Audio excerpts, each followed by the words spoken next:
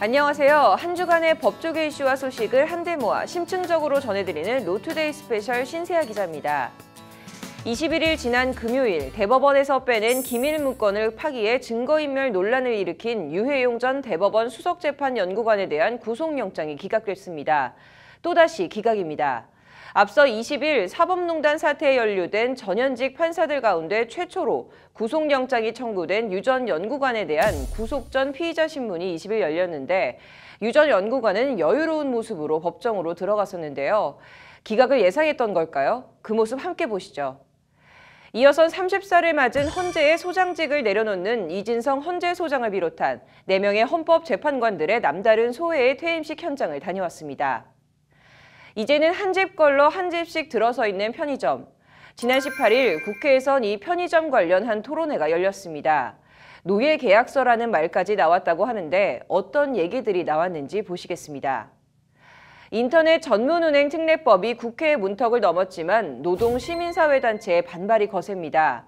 이 단체들은 지난 21일 문재인 대통령이 거부권을 행사할 것을 촉구하는 기자회견을 가졌는데요.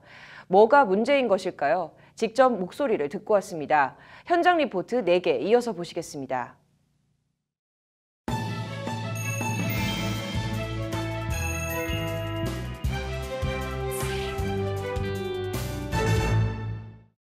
한 집 걸러 한 집씩 들어서 있는 편의점, 좁은 골목길에 이쪽 저쪽 이런저런 회사 편의점이 들어서 있는 풍경, 언제부터 익숙해진 도시 풍경인데요. 오늘 국회에선 이 편의점 관련한 토론회가 열렸습니다. 뭐가 문제라는 건지, 어떻게 개선하자는 건지 토론회 현장을 김정래 기자가 취재했습니다. 오늘 국회에서 열린 토론회 제목은 편의점 불공정 피해 사례 발표 및 생존권 보호를 위한 토론회입니다. 토론회에선 편의점 본사에 대한 성토가 쏟아졌습니다. 거리마다 골목마다 같은 골목에서도 서로 마주보고 있는 같은 상호의 편의점. 본사가 매출이나 이익을 과장하는 등의 수법으로 일단 편의점을 열게 한 뒤엔 나몰라라 하고 있다는 게 점주들의 주장입니다. 바로 그렇게 돌아가신 점주들이 많아요. 지금 점포를 말도 안 되는 사기를 쳐가면서 다 개설해놓고 책임은 우리 보고 지라 그러고. 본사와 점주 간의 여전한 이런저런 불공정 계약 관행도 도마에 올랐습니다. 대표적인 게 계약 기간 만료 전에 폐점을 하려면 위약금을 내야 하는 조항입니다. 장사가 안 돼 문을 닫으려 해도 위약금이 무서워 문도 못 닫고 손해를 보면서 계속 장사를 해야 하는 이런 불합리한 갑질이 어딨냐는 겁니다. 가맹계약서가 아니라 노예계약서라는 생각이 많을 때가 있습니다. 제도적인 걸 얘기하고 법적인 걸 얘기하고 논리적인 걸 얘기하면서 이런 거 안 된다. 이런 거 안 된다. 어쩔 수 없다. 이런 식으로. 편의점주들의 요구는 크게 두 가지로 압축됩니다. 일정 기간 점포당 최저 수익 보장과 이를 위한 근접 출점 문제 해결입니다. 점포주들은 아울러 대표적 갑질 사례로 거론된 중도 해지 위약금 폐지와 심야 시간이나 명절 등에 대한 영업 자율권 부여 등도 아울러 요구했습니다. 편의점 협회 측은 그러나 점주들의 요구에 대해 난색을 표하며 어렵다는 입장을 밝혔습니다. 폐업을 해달라라고, 그리고 또 일본에서의 최저 수익 보장 같은 것도 우리도 인정해라. 5년 동안 최저 수익 보장을 받을 정도로 점포라면 문을 닫는 게 맞습니다. 위약금 계약에 묶여 떠날 수가 없는데 절이 싫으면 중이 떠나라라는 식의 답변에 토론회를 주최한 의원들의 따가운 질타가 나오기도 했습니다. 상대는 피 흘려 죽어가고 있는데 내 손톱 밑에 가시 아프다고 이런 얘기하는 거는 조금 자제해야 돼.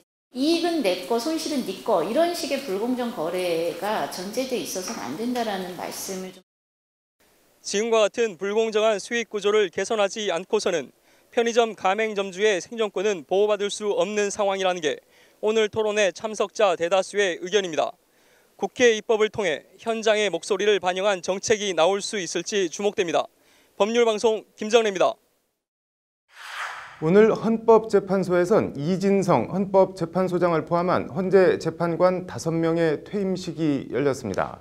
올해는 헌재 창립 30주년을 맞은 뜻깊은 해이기도 한데요. 퇴임을 맞는 헌법재판관들의 소회가 남다른 듯 했다고 하는데 5인 5색의 헌법재판관 퇴임식 현장을 장한지 기자가 취재했습니다.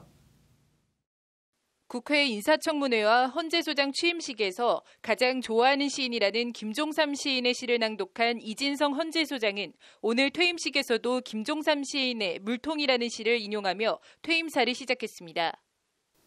그동안 무엇을 하였느냐는 물음에 대해 다름 아닌 인간을 찾아다니며 물 몇 통 길어다 준 일밖에 없다고 김종삼 시인은 물통에서 노래하였습니다.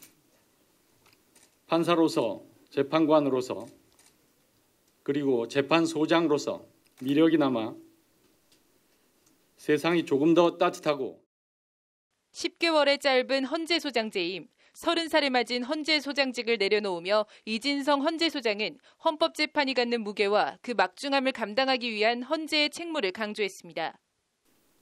헌법재판의 독립성에 대한 반석 같은 신념을 더욱 강고하게 가져주시기 바랍니다. 독립성을 바탕으로 불완전한 민주주의를 완성시키는 나침반 역할을 하는 헌법재판을 더욱 발전시켜 주시기 부탁드립니다. 퇴임사 끝 무렵 이진성 소장은 국민 기본권을 지키다 가족들의 기본권은 지키지 못했다며 가족들에 대한 미안함과 사랑을 내비쳤습니다. 헌법재판소장 임명 동의 부결이라는 풍파와 난관을 겪었던 김희수 헌법재판관은 후련섭섭해 보였습니다. 진보적 소수 의견을 내 미스터 쓴소리라는 애칭을 얻은 김희수 재판관은 헌재에서의 날들이 결코 쉽지 않은 고뇌의 시간들이었음을 처음으로 고백했습니다. 한국 사회에서 입지가 미약했던 진보 정당의 운명을 결정하는 고뇌의 시간을 보내기도 하였습니다. 대통령 탄핵 사건의 변론이 진행되는 과정에서 팽팽한 긴장의 시간들도 있었습니다. 김창종 헌법재판관도 헌재 재판관으로 짊어진 책무와 무게에 6년 동안 하루도 마음 편한 날이 없었다고 털어놓으면서도 남은 헌재 직원과 새로 올 사람들에 대한 당부의 말을 잊지 않았습니다. 우리 사회에서 오래도록 변하지 않을 헌법적 가치가 무엇인지를 항상 고민하고 대립하고 반목하는 사회를 통합하기 위하여 편견 없는 열린 마음으로 공안검사 출신으로 양심적 병역 거부 처벌은 합헌이라는 소수 의견을 냈던 안창호 헌법재판관의 퇴임사 화두는 사랑이었습니다. 무엇이 공법이고 무엇이 공동체의 정의인지, 무엇이 사랑이고 무엇이 공동체 구성원의 인권인지, 그리고 무엇이 믿음이며 무엇이 공동체의 신뢰인지. 박근혜 전 대통령 탄핵 심판 주심을 맡아 송곳 같은 질문으로 화제를 모았던 꼿꼿 강일원 재판관은 몸담았던 이제 30살이 된 헌재에 대한 자긍과 사랑을 가감없이 내보였습니다. 우리나라가 아시아 최고의 헌법재판소이고 아시아에서는 가장 발전한 민주주의 국가라고 인정받고 있는 것을 분명하게 확인할 수 있었습니다. 30살 장년을 지나고 있는 헌재를 아시아 최고가 아닌 세계 최고의 재판소로 만들어 달라는 것이 강일원 재판관의 마지막 부탁이자 당부입니다. 올해 창립 30주년을 맞은 헌법재판소가 앞으로도 국민주권 강화와 민주주의 성숙의 초석이 되길 기대한다고도 그들은 입을 모았습니다. 법률방송 장한지입니다. 사법농단 재판거래 관련 전현 판사들 가운데 처음으로 구속영장이 청구된 유해용 전 대법원 수석재판연구관에 대한 구속 전 피의자 신문이 오늘 열렸습니다. 유해용 전 수석재판연구관은 자신에 대한 영장 심사 날임에도 엷은 미소까지 띠고 여유로운 모습으로 법정으로 들어갔다고 합니다. 현장을 취재한 김정래 기자가 영장 발부 가능성을 전망해봤습니다. 짙은 감청색 정장 차림으로 영장 실질 심사를 받기 위해 법원에 나온 유해용 전 수석 재판연구관의 표정은 상당히 여유로워 보였습니다. 간간히 엷은 미소까지 보였습니다. 사법농단 수사 이후로 첫 영장 청구인데 그 전직 법관으로서 한 말씀 해주세요. 법정에서 모든 것을 말씀드리겠습니다. 올해 초까지 대법원 수석 재판연구관으로 근무한 유 전 수석 재판연구관은 대법원 기밀자료 수만 건을 무단 반출한 혐의를 받고 있습니다. 아울러 박근혜 전 대통령 비선진료, 김영재 성형외과 원장 부부의 특허 소송 관련 정보를 청와대에 전달한 혐의 등도 함께 받고 있습니다. 최근엔 대법원 근무 당시 대법원에 접수된 숙명여대와 캠코 사이 72억 원 반환금 청구 취소 소송을 변호사 개업 후 수임에 승소한 변호사법 위반 혐의가 새롭게 드러나기도 했습니다. 명백한 변호사법 위반인데 어떻게 생각하시나요? 1년의 혐의에 대해 유 전 수석재판연구관은 부당한 의도를 가지고 한 것이 아니다며 혐의를 부인하고 있습니다. 검찰은 유 전 수석재판연구관이 무단 반출한 대법원 기밀자료 수만 건을 파기하는 등 증거인멸 가능성을 들어 구속 필요성을 주장했습니다. 오늘 유 전 수석재판연구관에 대한 영장심사는 허경호 서울중앙지법 영장전담 부장판사가 맡았습니다. 허경호 부장판사는 앞서 유 전 수석재판연구관의 주거지와 대법원 근무 당시 사무실에 대한 압수수색 영장을 모두 기각한 바 있습니다. 유 전 수석재판연구관의 변호사 사무실에 대한 압수수색 영장도 사실상 기각했고 그 사이 유 전 수석재판연구관은 관련 자료들을 모두 파기했습니다. 참여연대는 지난 11일 허경호 영장전담 부장판사가 사법농단 핵심 혐의자들과 함께 근무한 경력이 있다며 영장전담 판사 교체를 촉구하는 성명을 내기도 했습니다.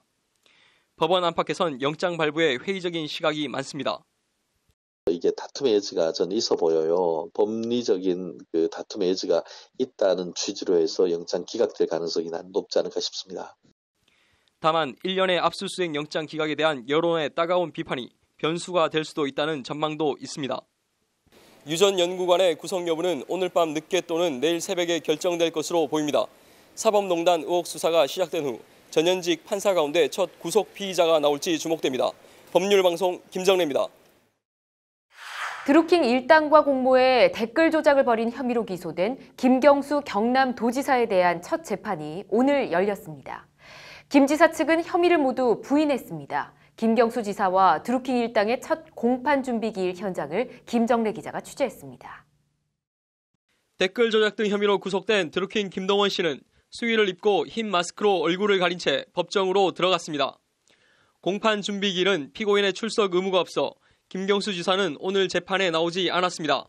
김 지사는 드루킹 일당과 공모해 댓글을 조작한 업무 방해 혐의와 이 과정에 드루킹 측근을 샌다이 총영사직에 안치려 한 공직선거법 위반 혐의를 함께 받고 있습니다. 이에 대해 김 지사 변호인은 이 사건 범죄 사실은 무죄라는 것이 기본적 입장이라며 혐의를 전면 부인했습니다. 김 지사는 드루킹 등 경공모 회원들이 매크로 프로그램인 킹크랩을 운용해 각 포털 사이트 댓글 순위를 조작한다는 사실을 몰랐고 이를 지시하거나 공모한 적도 없다는 게 김 지사 변호인의 주장입니다. 그러면서 김 지사가 누구의 어떤 업무를 방해했다는 것인지 법리적으로 설명해달라고 특검을 압박했습니다. 김 지사 변호인은 또 공직선거법 위반 혐의에 대해서도 샌다이 총영사직을 제안한 바가 없다며 혐의를 모두 부인했습니다. 같은 시간 같은 법정에서 재판을 받은 드루킹 측은 댓글 조작 관련한 대부분의 공소 사실을 인정한다고 밝혔습니다. 드루킹 측은 다만 고 노회찬 의원에게 불법 정치 자금 5천만 원을 건넨 혐의 등에 대해선 돈을 전달하지 않았다며 혐의를 모두 부인했습니다. 댓글 조작 관련 김 지사는 혐의를 전면 부인한 반면 드루킹 측은 공소 사실 대부분을 인정하고 있어 재판부는 두 사건을 병합하지 않고 따로 심리하기로 했습니다. 재판부는 김경수 지사의 재판에 대해 공직선거법 규정 등에 따라 늦어도 12월까지는 심리를 마칠 것이라고 밝혔습니다. 법률방송 김정래입니다. 김명수 대법원장이 지난 20일 대국민 담화문을 발표하며 말도 많고 탈도 많았던 법원 행정처를 폐지하겠다는 뜻을 천명했습니다. 대국민 담화문 내용과 의미, 법조계와 정치권 반응을 전해드립니다. 지난 19일 연극계 미투 이윤택 전 연희단 거리회 감독이 징역 6년을 선고받았습니다.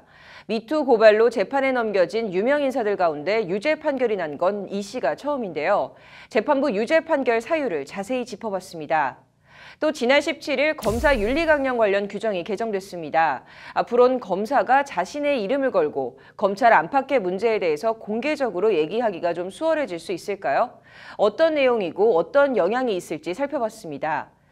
드루킹 일당과 댓글 조작을 벌인 혐의로 재판에 넘겨진 김경수 경남지사의 재판이 시작됐습니다.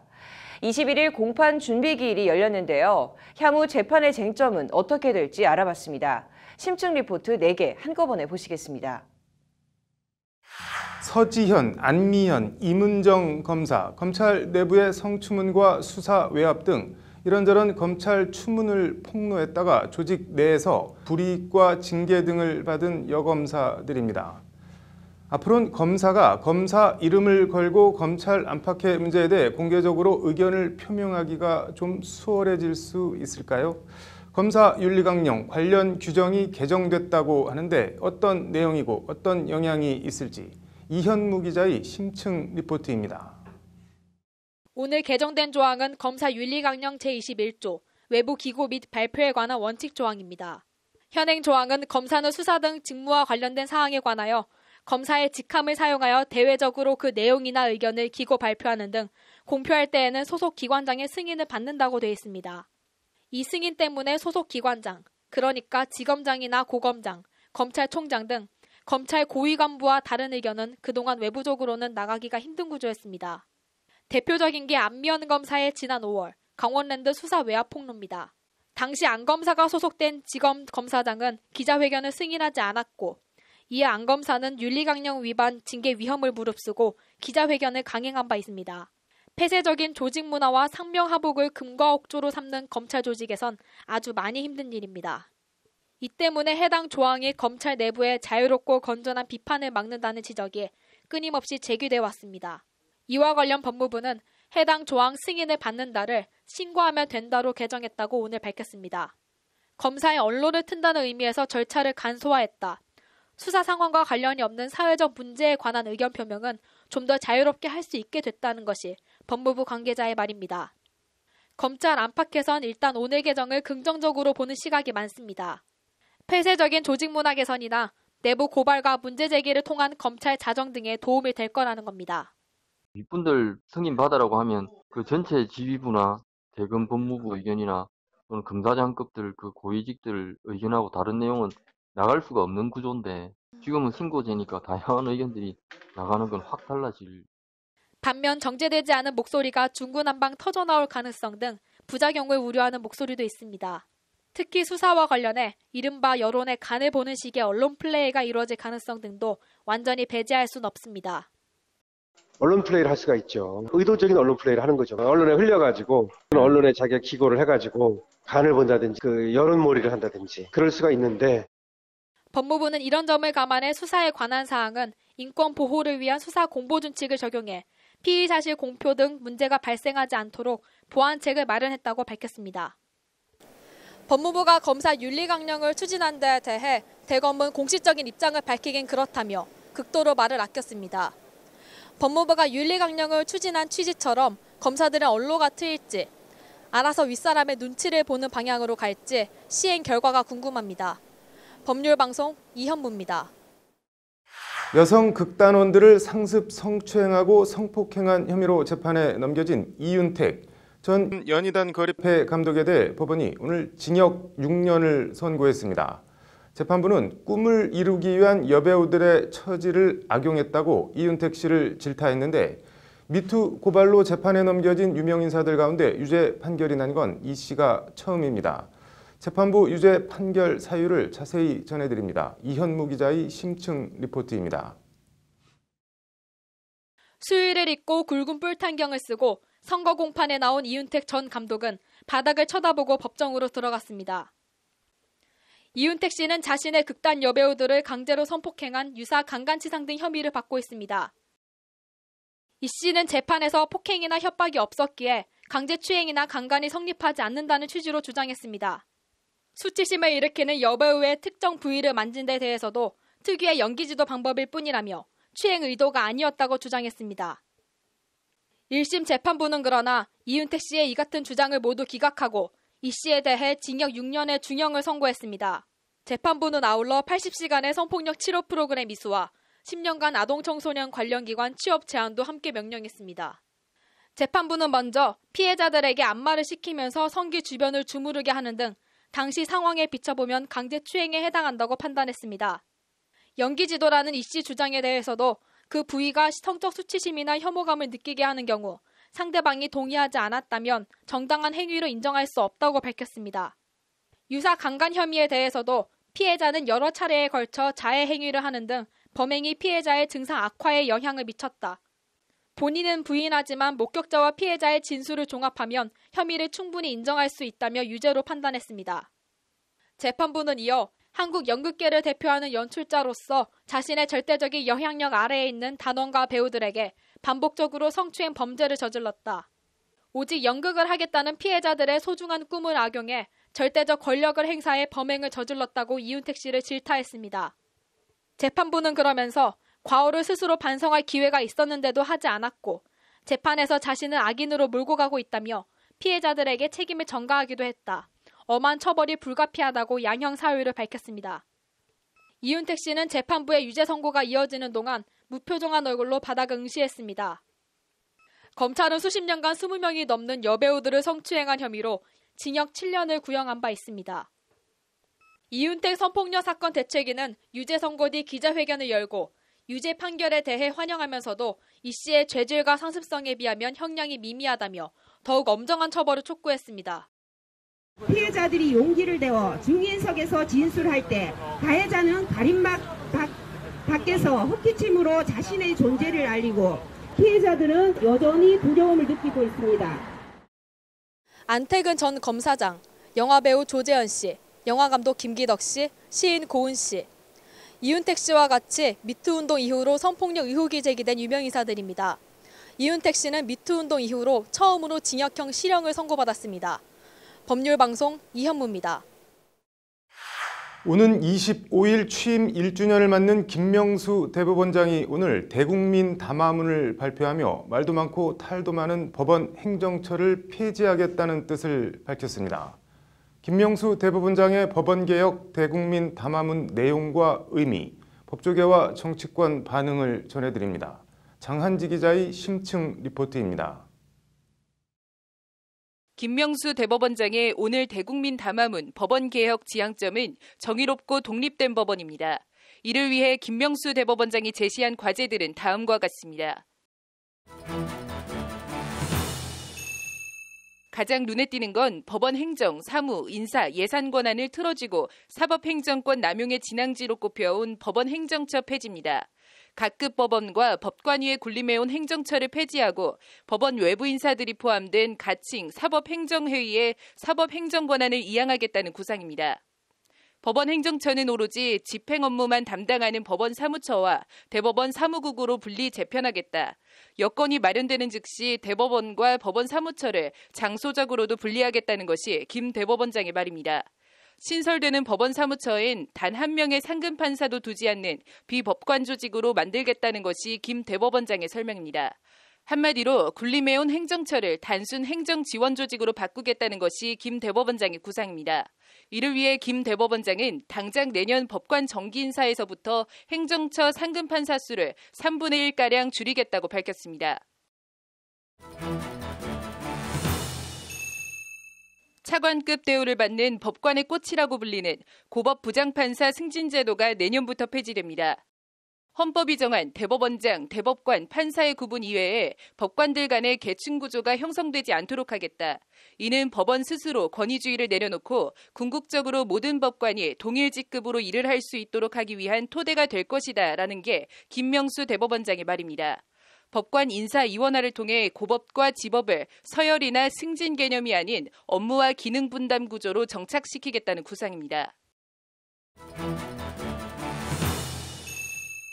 2019년 정기 인사부터 각급 법원 법원장 임명 시 소속 법원 일선 판사들의 의견이 반영됩니다. 김 대법원장은 이와 관련 가까운 시일 내에 가장 적합한 방식을 찾아 임기 내에 전국 법원에 안착시키겠다고 강조했습니다. 김 대법원장은 이와 함께 법관 전보 인사에 있어 인사권자의 재량 여지를 사실상 없애도록 하고 동시에 이를 투명하게 할 수 있는 방법을 마련하겠다고 밝혔습니다. 판사가 승진이나 소속 법원장은 물론 대법원장을 포함한 그 누구의 눈치도 보지 않고 오로지 재판에만 집중하도록 하겠다는 것이 김 대법원장의 구상입니다. 그리하여 법관이 오로지 재판에만 집중하고 이를 가장 큰 영광으로 여길 수 있도록 하겠다는 것이 김 대법원장의 말입니다. 김 대법원장은 이와 함께 임의어 검색을 통한 법원 판결문 통합 검색 열람 시스템 도입 등 폐쇄적인 법원 투명성을 높이기 위한 여러 대책들도 아울러 발표했습니다. 법원조직법 개정안 발의를 준비하고 있는 더불어민주당 안호영 의원은 오늘 김 대법원장의 대국민 담화문에 대해 환영의 뜻을 나타내며 높게 평가했습니다. 사법행정 권한을 대법원장이 단독 행사하는 것으로 인해서 사법조직의 어떤 관료와 여러 가지 남용 등 이런 문제들이 있었는데 네. 이런 부분들을 해소하겠다는 그런 의지를 적극적으로 표명한 것으로. 법조계에서도 원론적인 방향은 맞지만 실제 운영에 있어 미비점을 보완해 나가야 할 필요가 있다는 지적도 함께 나왔습니다. 폐지하더라도 어차피 사법행정은 누군가 해야 되는데 중요한 거는 뭐 기구를 폐지하느냐 그 부담도 어떤 사람들이 하느냐 그게 더 중요할 수 있겠죠. 정의롭고 독립된 법원을 향한 발걸음은 결코 중단되어서는 안 되며 중단될 수도 없다는 게 김명수 대법원장의 말입니다. 김명수 대법원장의 사법개혁 걸음이 실제 성과와 국민 신뢰 회복으로 이어질 수 있을지 법원 안팎의 이목이 집중되고 있습니다. 법률방송 장한지입니다. 경실련과 참여연대, 민변 등 시민 법조단체들이 오늘 청와대 앞에서 어젯밤 국회 본회의를 통과한 인터넷 전문은행 특례법에 대해 문재인 대통령이 거부권을 행사할 것을 촉구하는 시위를 벌였습니다. 비가 흩날리는 가운데 열린 우중 기자회견, 뭐가 문제라는 건지 시민단체들과 업계의 반응을 취재했습니다. 장한지 기자의 심층 리포트 보시겠습니다. 재벌은행 허용하는 특례법안 거부하라! 거부하라! 거부하라! 거부하라! 오늘 오전 청와대 앞 비가 내리는 가운데 대통령님 재벌에게 은행 열쇠를 맡기시겠습니까 등의 손팻말을 든 시민단체 관계자들이 시위성 기자회견을 진행하고 있습니다. 바로 어제 재벌의 은행 소유를 막는 최소한의 안전장치조차 법안에 담기지 않은 인터넷 전문은행 특별법이 졸속으로 국회를 통과하고 말았다. 이들 시민단체 관계자들이 문제 삼는 건 어제 저녁 9시 반쯤 기습적으로 국회 본회의를 통과한 인터넷 전문은행 설립 및 운영에 관한 특례법입니다. 해당 법안은 현재 은행법 기준 10%, 의결권 있는 주식은 4%로 제한하고 있는 산업자본의 지분 상한을 34%까지 높이는 방안을 골자로 하고 있습니다. 인터넷 전문은행이라는 단서가 달리긴 했지만 삼성 등 재벌의 은행 소유기를 열어줬다는 것이 이들의 주장입니다. 재앙이 올 것입니다. 인터넷 특별법이 그냥 단순한 특별법이 아니라 금융을 무너뜨리고 공공성을 무너뜨리는 법이기 때문입니다. 네이버은행, 궁극적으로는 삼성은행이 만들어져서 늘어나는 것은 대출자의 대출뿐이고 이들이 특히 문제를 삼는 것은 법안 본문이 아닌 시행령을 통해 인터넷 은행 대주주 승인을 받도록 한 조항입니다. 이제 정부가 마음만 먹으면 손쉽게 재벌은행 출연이 언제든 가능해졌다며 은산분리라는 문재인 대통령의 대선 공약은 다 어디로 갔냐고 목소리를 높였습니다. 누군가 대통령의 눈과 귀를 가리지 않았다면 역사적인 평양 남북정상회담을 틈타 이런 일이 벌어질 수 없다는 겁니다. 이것이 진정 대통령의 의지와 의도가 아니라면 대통령께서 바로잡을 기회가 있습니다. 이 법안을 거부하십시오. 거부함으로써 공약을 지키는 대통령. 시민단체들의 격앙된 모습과는 달리 카카오뱅크나 KT가 대주주로 참여하고 있는 K뱅크 등 기존 인터넷은행은 환영 일색입니다. 지난 1년간 인터넷 전문은행이 보여준 성과가 한 차례 실험이 아니라 지속해서 이어질 수 있는 기반이 마련됐다. ICT, 정보통신기술이 주도하는 혁신은행을 비로소 실현할 환경이 만들어진 것을 환영한다는 것이 인터넷 은행들의 반응입니다. ICT 신기술에 기반한 4차 산업혁명, 미래 먹거리 창출의 하나냐, 명분과 상관없이 금융산업 생태계를 붕괴시킬 수도 있는 재벌은행 출연의 길을 터준 악수 중의 악수냐. 기자회견을 마친 시민단체들은 지푸라기라도 잡는 심정으로 이미 국회 본회의를 통과한 인터넷 전문은행 특례법에 대해 대통령 거부권을 행사해야 한다는 취지의 의견서를 청와대에 전달했습니다. 법률방송 장한지입니다. 인터넷 커뮤니티 보배드림에 올라온 곰탕집 성추행, 그간 성추행이 맞다 아니다로 논란이 계속되어 왔었는데요. 일단 가해자로 지목받은 남성은 1심에서 징역 6개월이 선고돼 법정 구속을 받았습니다. 이 곰탕집 사건에 대해 살펴봤습니다. 얼마 전 배우 신세경과 걸그룹 에이핑크의 멤버 윤보미의 해외 숙소에 몰카를 설치한 20대 방송 스태프가 경찰에 붙잡혀 충격을 줬는데요. 그런데 특별히 문제될 만한 게 딱히 찍히진 않았지만 성폭력 처벌법을 적용받는다고 합니다. 왜 그런지 그 이유에 대해서 살펴봤습니다. 자꾸만 터지는 의료계의 고질적인 사건 대리수술. 수술실 CCTV 설치에 대해서 낱낱이 파헤쳐봤습니다. 현직 변호사들의 날카롭고 깊이 있는 문서, 남승환 변호사의 시사법률, 김수현 변호사의 이슈 속 법과 생활, 유정은 변호사의 뉴스와법 이어서 보시겠습니다. 네, 인터넷 커뮤니티 보배 드림에 올라온 곰탕집 성추행 징역 6개월 논란 얘기 해보겠습니다. 남승환 변호사의 시사법률입니다. 남 변호사님, 이거 무슨 사건인가요? 네, 지난해 12월인데요. 대전의 한 곰탕집에서 벌어진 일입니다. 네. CCTV를 보면 여성은 화장실에서 나온 뒤에 네. 카운터 옆에 있는 룸으로 들어가는 모습이고 네. 반대로 카운터 쪽에 있던 이 남성은 화장실 쪽으로 발걸음을 옮기다가 네. 여성과 이제 접촉이 있습니다. 네. 그런데 이 영상에서도 엉덩이를 만지는 손모습이 정확히 잡히지는 않았습니다. 네. 다른 영상에 의하면 수납장이 카메라와 손 네. 사이에 있어서 손의 모습이 가려져 있고요. 네. 또 다른 영상에서도 남성의 몸에 가려서 엉덩이와 접촉하는 모습이 보이지는 않습니다. 네. 그래서 이제 영상들만을 두고 누리꾼 사이에서 엉덩이를 만지기에는 너무나 순간적이다. 부딪히는 순간 남성의 팔이 떨어졌다. 뭐 이렇게 보는 견해도 네. 있고 또 보기에 따라서는 만지고 얼른 떼는 것 같다. 이렇게 보이는 하는 네. 말들도 있고 그렇습니다. 이게 성추행 혐의로 재판에 넘겨졌다고 하는데 법원 판결이 어떻게 나왔나요? 네, 1심에서 징역 6개월이 선고되고 법정 구속되었습니다. 네.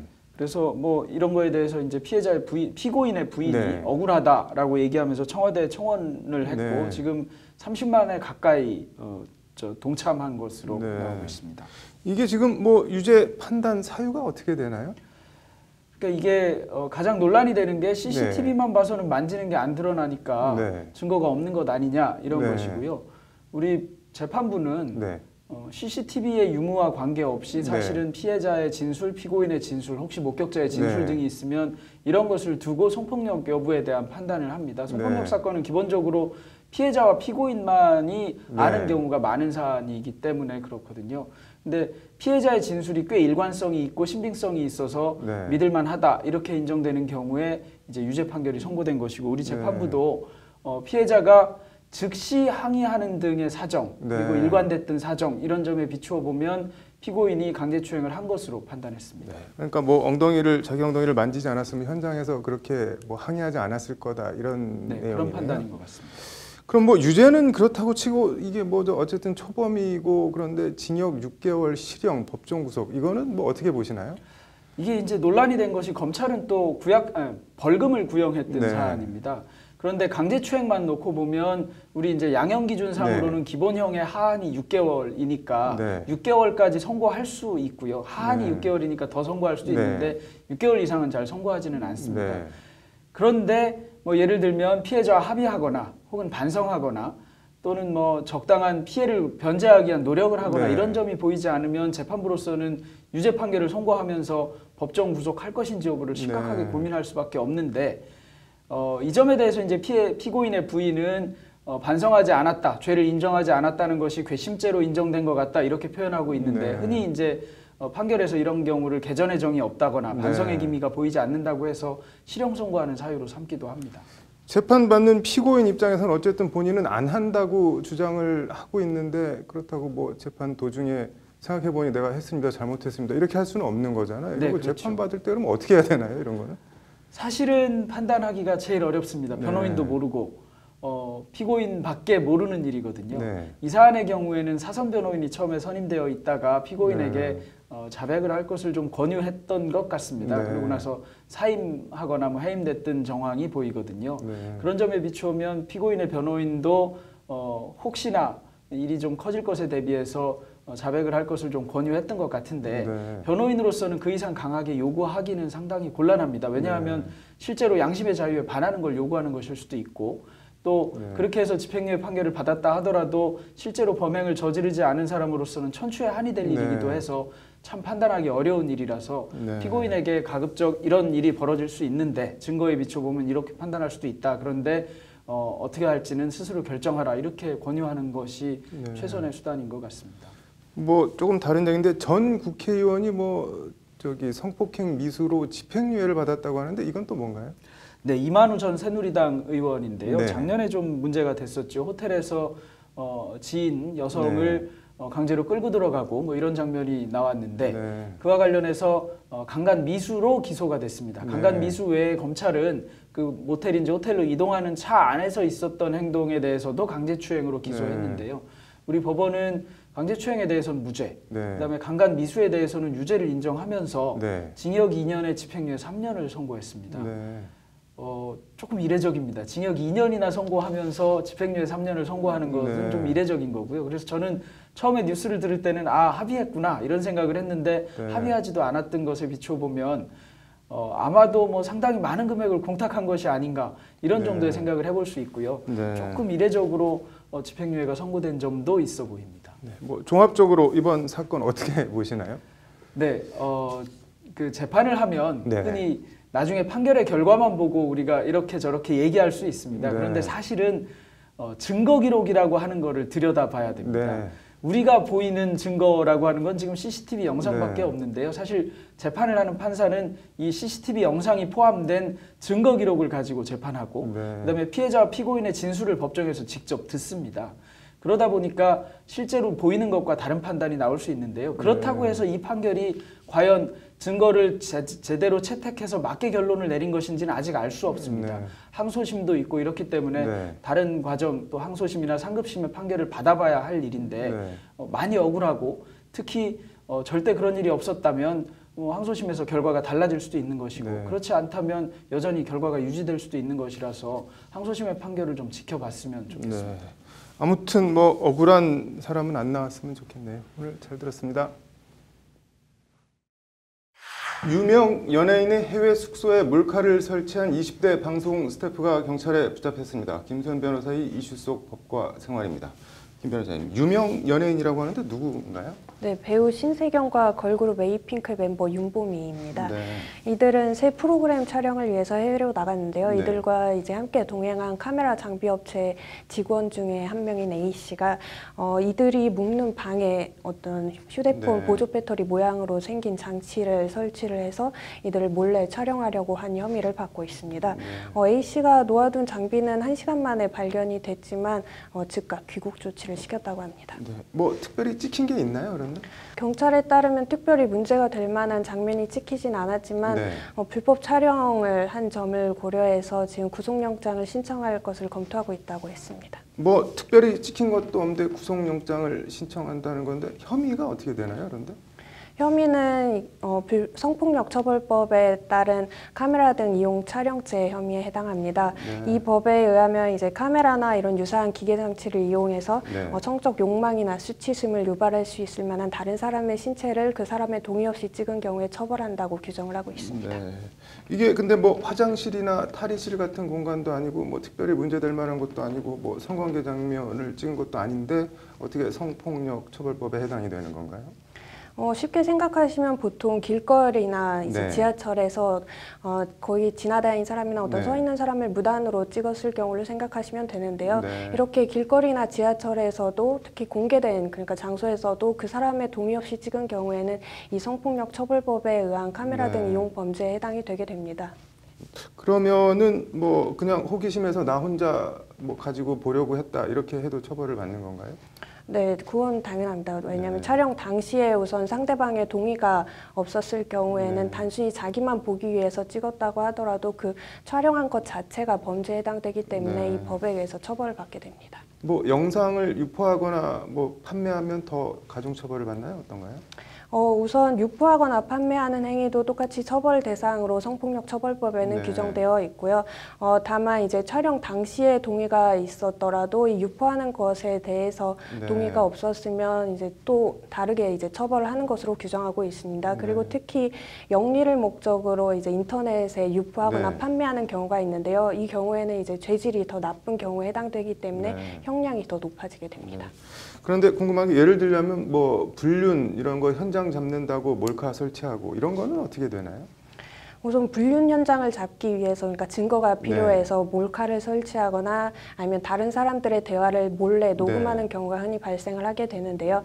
이 경우에는 이제 반대로 자신이 형사 고소를 당하거나 어떤 손해배상 청구를 당할 위험이 생기게 됩니다. 형사 소송에서는 이제 위법하게 수집된 증거는 그 증거 능력이 인정되지 않아서 증거로 사용할 수 없다라는 원칙이 있는데요. 그런데 다만 이렇게 불법적으로 촬영한 증거나 취득한 증거라고 하더라도 이혼 소송은 이제 형사 소송이 아니기 때문에 법원에서 재량으로 판단을 하게 됩니다. 즉 법원에서 이 사건에 따라서 이 증거의 증거 능력을 인정해서 증거로 사용할지 말지 여부는 법원이 판단을 하게 됩니다. 뭐 연예인 숙소에 몰카 뭐가 이렇게 궁금하다고 설치했는지 모르겠는데 아무튼 오늘 잘 들었습니다. 의료기기 판매 영업사원에게 대리수술을 시키는가 하면 간호조무사에게 제왕절개 봉합수술을 시킨 병원도 있습니다. 유정훈 변호사의 뉴스와 법, 오늘은 수술실 내 CCTV 설치에 관해 이야기해보겠습니다. 어서 오십시오. 안녕하세요. 네, 반갑습니다. 자, 의료계의 고질적인 사건이 또 터진 것 같습니다. 어떤 내용입니까? 네, 부산의 한 정형외과에서 의사가 의료기기 영업사원에게 어깨 수술을 시켰다가 환자가 뇌사 상태에 빠지는 일이 발생했습니다. 울산의 한 병원에서도 간호조무사가 제왕절개 봉합수술, 요실금 수술 등 710여 차례 수술을 한 사실이 드러났습니다. 뭐 환자가 마취로 잠든 사이에 다른 의사가 수술을 하거나 간호사, 간호조무사, 심지어는 뭐 자격이 없는 영업사원까지 유령 수술, 또 대리 수술을 했던 사실이 드러났습니다. 그렇군요. 자, 그런데 의사가 왜 직접 수술을 하지 않고 이렇게 대리 수술을 맡기는 건가요? 네, 병원에서는 간호사나 간호조무사에게 수술을 맡겨 비용을 절감하는 꼼수를 부리고 있는 겁니다. 의사가 영업사원에게 수술을 맡겨 다른 환자를 보내면서 돈을 벌고 그 대가로 영업사원은 의료기기 판매를 하는 이해관계가 맞았기 때문이기도 합니다. 결국 의사가 고임금 전문직이다 보니 비용을 절감하기 위해 환자를 제대로 돌보지 않는 악습이 계속 이어져 온 것입니다. 그렇군요. 굉장히 큰 문제인 것 같은데 대안으로 이 수술실에 CCTV를 설치하자 이런 움직임이 있는 것 같더라고요. 네, 환자 소비자 단체에서는 병원 내 그 수술실에서 CCTV를 의무적으로 설치하자라는 성명을 발표했습니다. 이들은 수술실이 철저히 외부와 차단되고 환자가 의식이 없는 상태에서 수술이 이루어지기 때문에 실제적으로 내부 제보나 CCTV가 없이는 유령 수술이나 대리 수술을 밝혀낼 수는 없다는 것을 지적하고 있습니다. 대책으로 수술실 내 CCTV를 설치한다든지 유령 수술을 한 의사의 면허를 영구적으로 박탈하고 명단을 공개하라라는 촉구도 하고 있습니다. 그렇군요. 많은 의사들이 좀 반대를 하는 것 같더라고요. 명분이나 이유가 어떻게 될까요? 수술실 내에서 CCTV를 설치하는 것은 환자와 의사 사이의 신뢰관계를 해친다. 그러면서 반대 의견을 내고 있는데요. 요즘은 사진에 찍히는 것도 민감하게 반응을 하지 않습니까? 그래서 그 수술실 내에 모든 사람들이 이렇게 촬영된다는 것을 동의할 것이냐, 또 그리고 의사가 이런 감시를 받으면서 수술하는 것이 정말 온당한 것인지, 또 환자에게 도움이 되는 것인지 이런 것에 의문이 든다고 지적하고 있습니다. 그렇군요. 법조인으로서 이 찬반 논란에 대해서 어떻게 생각하시는지 궁금합니다. CCTV가 아니라도 보호자가 실시간으로 수술 과정을 모니터할 수 있는 수술실 참관 제도가 있습니다. 그렇지만 CCTV만큼 환자를 보호하는 장치는 없어 보입니다. 아무래도 수술 과정에서의 인권 침해라든지 그리고 의료과실 여부를 명확하게 할 수 있기 때문입니다. 의사가 감시받으면서 수술을 한다는 인식만 버리고 전향적으로 생각한다면 아주 좋은 대안이 될 것으로 보입니다. 알겠습니다. 의료인들이 법과 양심에 따라서 환자를 위한 참된 의술을 펼치기를 좀 기대해야 될 것 같습니다. 오늘 고맙습니다. 지난 20일 발표된 김명수 대법원장의 법원개혁 대국민 담화문을 비롯한 사법농단 연루 전현직 판사들에 대한 잇따른 압수수색 영장 기각, 이 낱마처럼 얽혀있는 법원개혁 문제를 어떻게 풀어야 할까요? 참여연대 실행위원 한상희 건국대 로스쿨 교수를 만나 얘기를 들어봤습니다.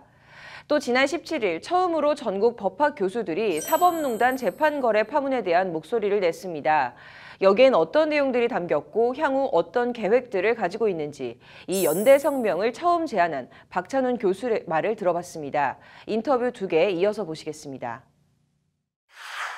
저희 법률방송에서 지난주 금요일 사법농단 사태에 대한 전국 법학교수 성명을 제안한 박찬훈 한양대 로스쿨 교수와의 인터뷰 리포트를 보내드린 바 있는데요. 관련해서 오늘 전국 법학교수 성명이 나왔습니다. 법학교수들이 사법농단 재판거래 파문에 대해 한 목소리를 낸 건 이번이 처음입니다. 어떤 내용들이 담겼고 향후 어떤 계획들을 가지고 있는지 연대 성명을 처음 제안한 박찬훈 교수의 말을 들어봤습니다. 로투데이 인터뷰 김태현 기자입니다. 지난 14일 방송된 로투데이 박찬훈 한양대 로스쿨 교수 인터뷰 리포트입니다. 박 교수는 미중유의 사법농단 재판 거래에 침묵하고 있는 정치권과 법원, 법률가가 되겠다며 법을 배운다는 로스쿨 학생, 그리고 그 학생들을 가르치는 법학 교수들에게 쓴소리를 쏟아내며 법학 교수 연대 성명을 제안했습니다. 이 리포트는 페이스북에서 많은 시청자들에 의해 공유되는 등 큰 관심을 모았습니다. 그리고 관련해서 오늘 박 교수가 제안했던 사법농단 사태에 대한 전국 법학 교수 성명이 나왔습니다.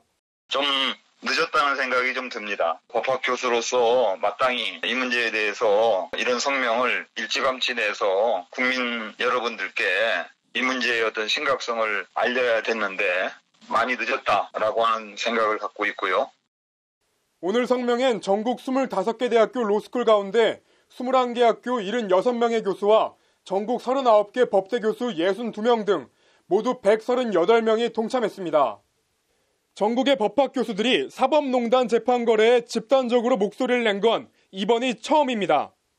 이거는 우리 법학 교수로서 이 대법원의 이 재판 거래라고 하는 것을 도저히 용납할 수 없기 때문에 이런 상황에서 학생을 가르친다라고 하는 것이 무슨 의미가 있겠는가? 이건 우리 법학 교수의 최소한의 책무다. 이런 마음으로. 성명서 내용은 신랄합니다. 과거 박정희 전두환 정권에서조차 이렇게 법원이 자신들의 목적을 달성하기 위해 법관의 양심을 팔아 권부와 거래한 적은 없었다.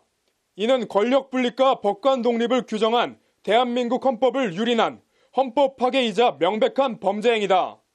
성명서는 그러면서 크게 4가지 정도를 제안하고 있습니다. 사법농단 재판거래 사태에 대한 국회 국정조사와 즉각적인 특별재판부 설치, 사법농단에 관여한 현직 대법관과 법관에 대한 탄핵 절차 도입, 그리고 재판거래 피해자들의 권리회복을 위한 특별법 제정, 이렇게 4가지입니다. 하나하나 모두 실현될 경우 무게와 파장이 만만치 않은 사안들입니다. 정치권 등에서 미적거리며 요구사안을 수용하지 않을 경우 실력 행사도 불사하겠다는 방침입니다. 향후에도 이걸 지금 저희들로서는 추이를 살펴보고 우리 사법부가 이 문제에 대해서 소극적으로 대처한다든가 또 우리 정치권에서 전혀 응답이 없다든가 하게 되면 더욱더 강력한 의사를 표명할 생각입니다. 사법농단 재판거래 파문에 대해 전국의 법학 교수들이 일단 성명 형태지만 집단행동에 나선 건 이번이 처음입니다. 영장기각으로 대표되는 법원 제19 감싸기 논란이 거센 가운데 법학 교수들의 집단행보가 어떤 파장과 결과를 낳을지 주목됩니다. 법률방송 김태현입니다. 김명수 대법원장의 오늘 법원개혁 대국민 담화문과 사법행정재판거래 연루 전현 판사들에 대한 일련의 압수수색 영장 기각, 그리고 오늘 사법농단 관련 유해용 전 대법원 수석재판연구관에 대한 구속영장 실질 심사까지 낱마처럼 얽혀있는 법원개혁 문제를 어떻게 풀어야 할까요? 김명수 대법원장의 법원개혁 구상과 일정 부분 인식을 같이 하고 있는 참여연대 사법감시센터 실행위원 한상희 건국대 로스쿨 교수를 만나 얘기를 들어봤습니다. 로투데이 인터뷰 신세아 기자입니다. 언뜻 어지러워 보이기까지 하는 수많은 책 속에 파묻혀 취재진을 맡는 한상희 건국대 로스쿨 교수. 푸근한 인상과 달리 말은 날카로웠고 거침이 없었습니다. 한 교수는 먼저 지금의 사법농단 사태는 과거 권위적 군사정권 시절 정치 권력에 대한 수동적인 복종과는 양상이 완전히 다르다고 진단했습니다. 그동안 국민들이, 시민들이 피와 땀으로서 사법의 독립을 보장해줬고 그리고 사법체제가 제대로 기능할 수 있는 재판의 여건을 마련해 줬음에도 불구하고 이제 사법부 내부에서 그 법관과 재판의 독립성이 무너져버린, 그래서 법과 정의의 원칙을 법관 스스로가 저버린. 그러면서 한상희 교수는 그럼에도 일련의 압수수색 영장 기각에서 보여지듯 법원이 아직도 사태의 심각성을 제대로 인식하지 못하고 있다고 목소리를 높였습니다. 뭐 영장 기각이라든지 또는 뭐 우리는 책임이 없다는 성명이라든지 여기서 국민들이 알 수 있듯이 아직 대한민국의 법관들은 이 사법농단 사태에 대해서 어떠한 반성을 하고 있고 어떠한 그 각성의 노력들을 하고 있는지 알 수가 없는. 얘기는 자연스레 사법농단 재판거래 특별재판부 설치로 이어졌습니다. 이 특별재판부가 영장 발부 여부에 대한 심판을 하고 더 나아가서 책임자가 규명이 되면은 그에 대해서 재판을 하도록 그렇게 할 필요가 있다. 그런 것들을 만들기 위해서는 현행법으로 되지 않으니까 특별법을 만들자.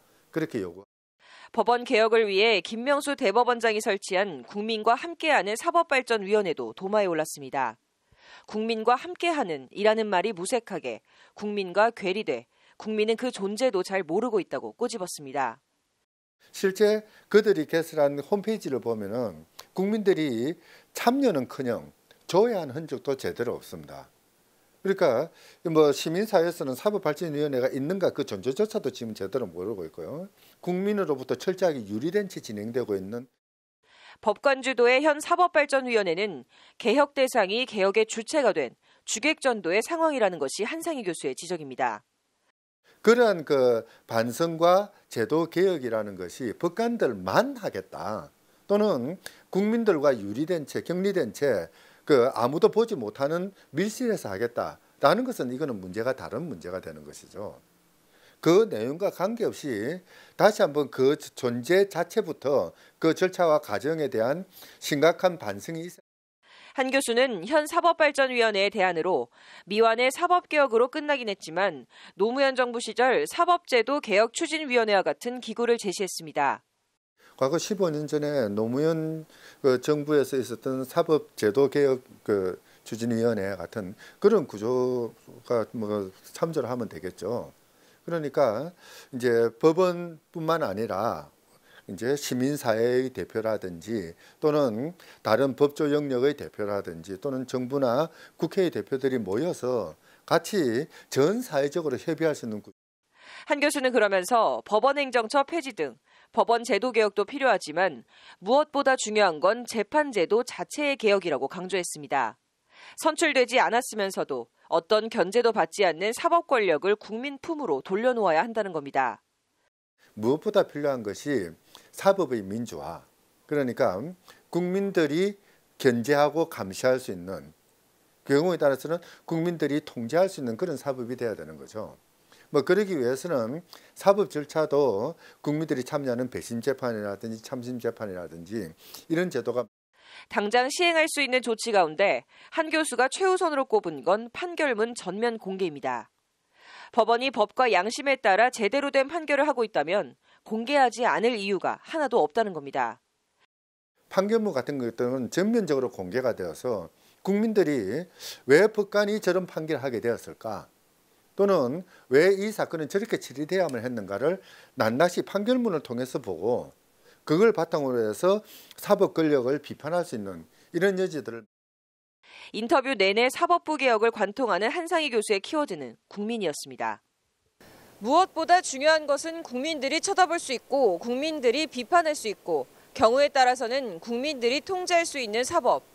이걸 만들어야 한다는 게 지금 이 시대 사법개혁의 과제이자 화두라는 게 한상희 교수의 말입니다. 화두와 과제가 실천과 실행으로 이어질 수 있을지 주목됩니다. 법률방송 신세아입니다. 인육하면 보통 사람 고기, 차마 입에 담을 수 없는 뜻을 떠올리시는 분 많으시죠? 우리 법전에 이 인육이라는 단어가 나온다고 하는데요. 이번 주 법률 용어 이제는 바꾸자는 인육에 대해 알아봤습니다. 인육하면 무엇이 떠오르시나요? 사람, 고기, 차마 입에 담을 수 없는 뜻을 떠올리시는 분이 대부분일 텐데요. 우리 법전에 이 인육이라는 단어가 나온다고 합니다. 법률 용어 이제는 바꾸자. 오늘은 인육입니다. 장한지 기자입니다. 이병헌, 최민식 주연의 영화 악마를 보았답니다.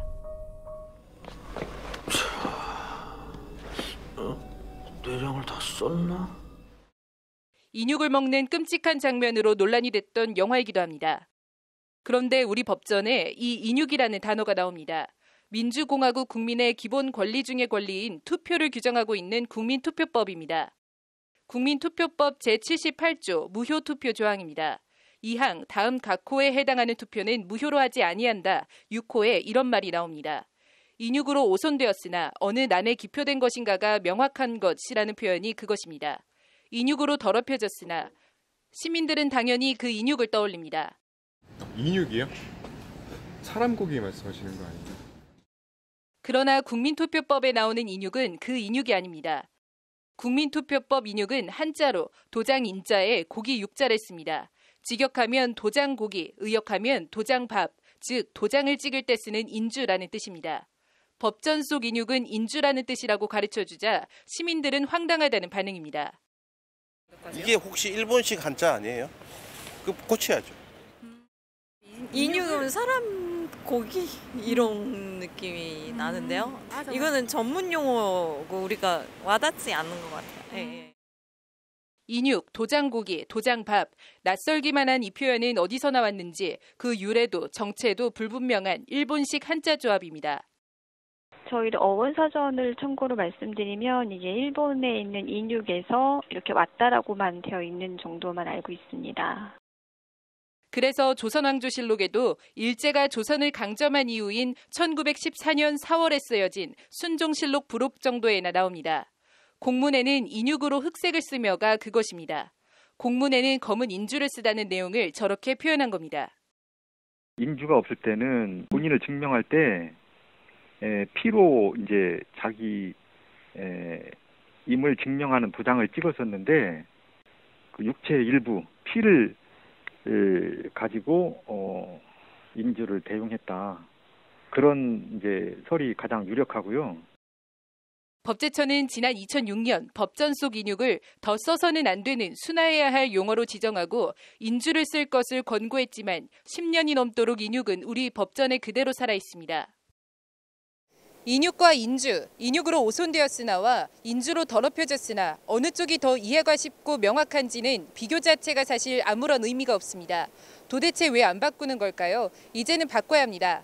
법률방송, 법률용어 이제는 바꾸자 장한지입니다. 우리 민족 최대 명절인 즐거운 추석 연휴가 시작됐습니다. 보름달처럼 행복이 가득한 한가위가 되시길 바라겠습니다.